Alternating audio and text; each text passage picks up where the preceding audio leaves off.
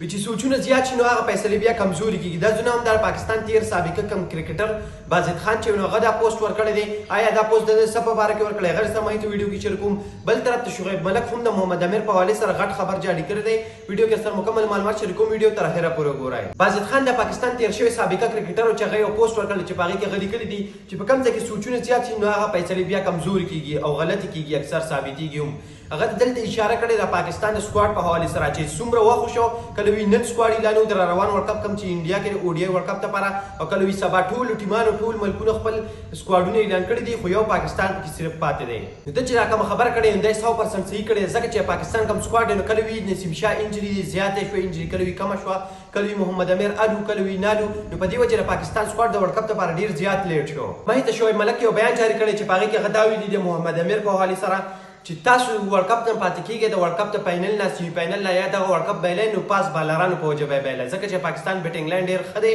خو چې بالینګ ورسره کم دی نو هغه صحیح نه دی. بالینګ لا اول هم خو اوس په بیا هم ښه، خو اوس چې د ورلد کپ لپاره کم ښه نه دی نو په هغې کې د اشاره کړې ده د انجري ته، نسیم شاه کومه انجري یا نور بالرانو، نو دا ویلي دي چې محمد امیر تاسو له پکار چې خامخا سکواډ ته راولئ د ورلد کپ لپاره.